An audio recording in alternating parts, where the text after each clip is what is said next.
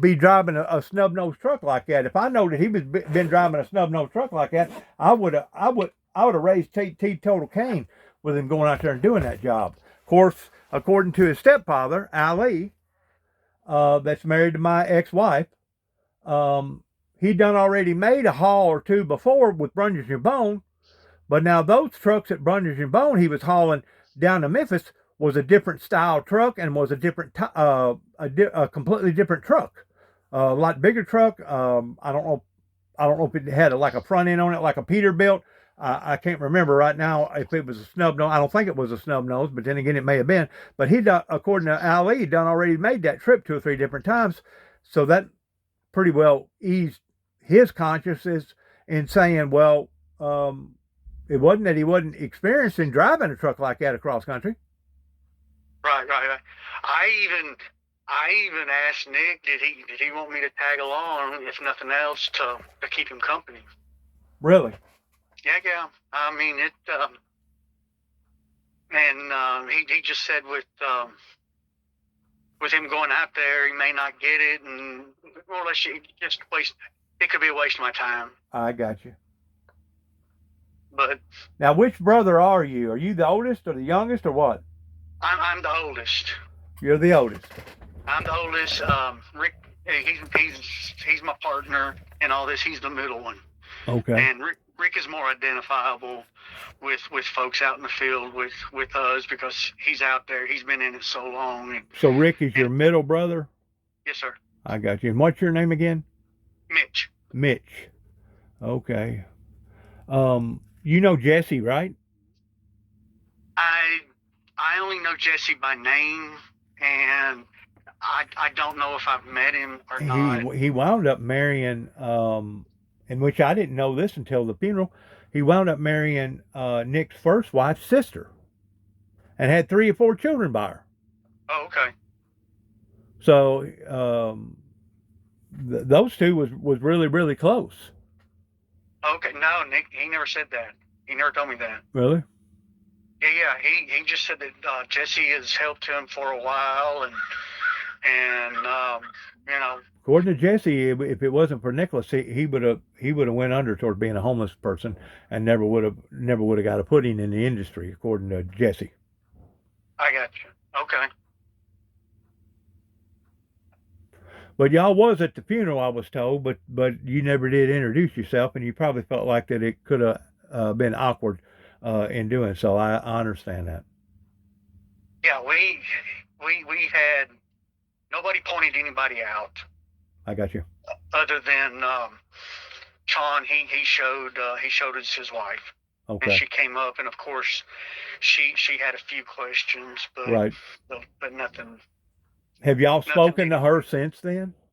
I've exchanged a few texts with her. Okay.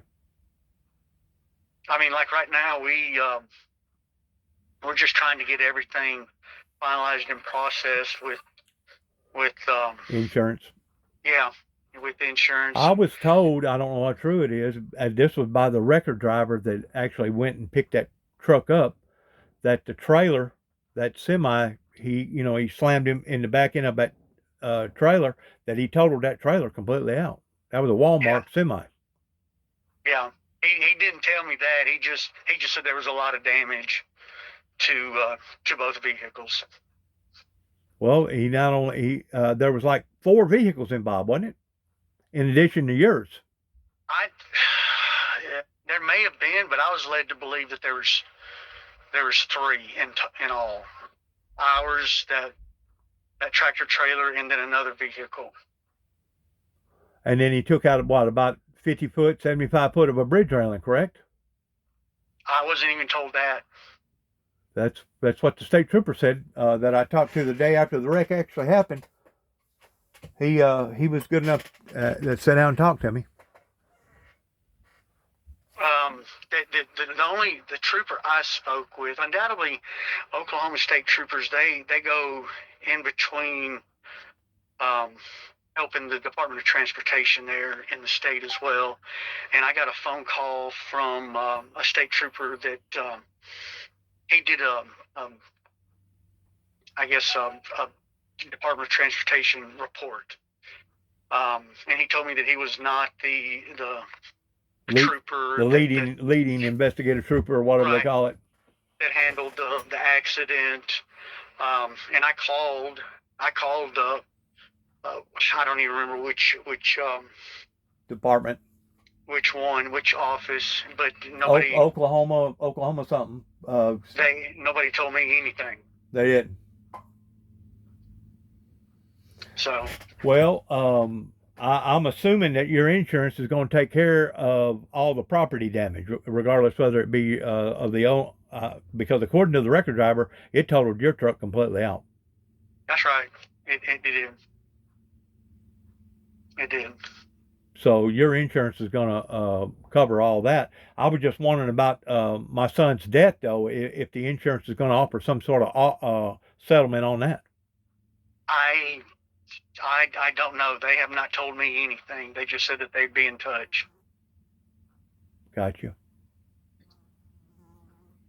And the way they usually do that, according to my understanding, is that they'll itemize how old that person was and what kind of money that they was making every year, and then they'll base that off of whatever kind of settlement that they offer his wife up.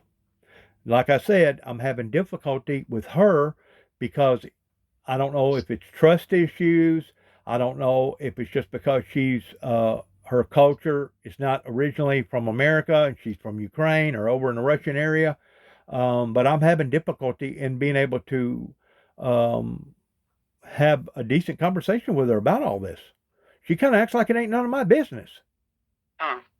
Well, why wouldn't it be my business? It's my son. That's right. Yeah. Yeah. And it'd be different if me and my son wasn't on good terms, but we was. We was on real good terms. Yeah. No, I get that. You probably got a child or two yourself, don't you? I've got a 34-year-old son, and I would like to think like you are that we're on pretty good terms. That's right.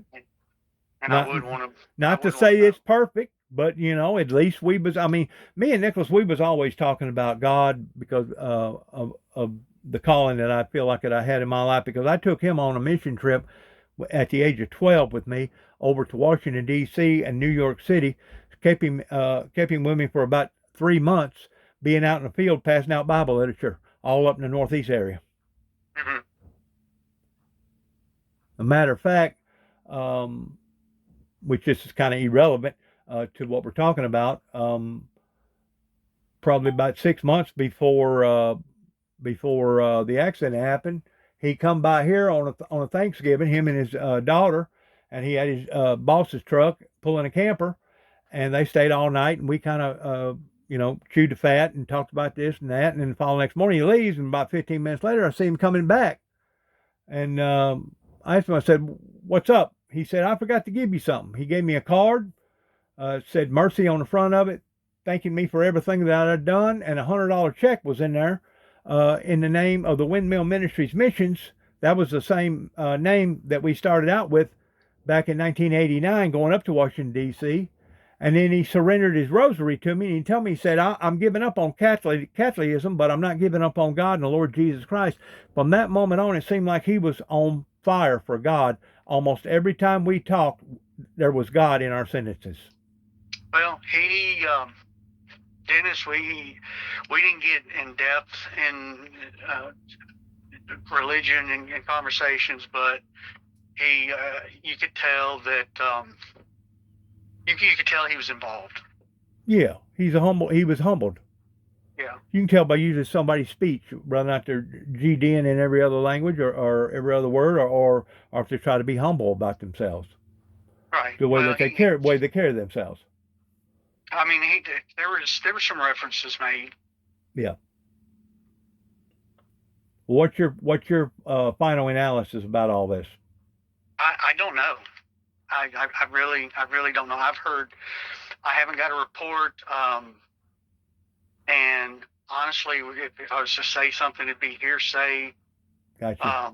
But I got the report. It said that I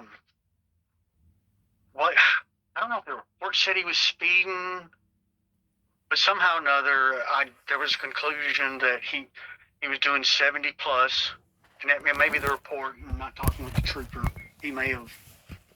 The truck it wouldn't was go 70 mile an hour going down a large incline, according to my son, because of the way that they're geared up with that restrictor plate on the fuel. Well, I mean that's a good thing. I mean something that weighs 70,000 pounds. Yeah, you don't doesn't- you don't want to go at 100 mile an hour down the road. Yeah, no. But at the same time, I was told that if you was to slam as hard as you could on the brakes, that the way the anti-lock brake system is made, that it will not come to a sudden stop or it will not come to a skid. The way that those trucks are designed. So it could have had something to do with all that. I don't know how well that they investigated all that after, because I got a good friend that's an investigator. According to him, you can hook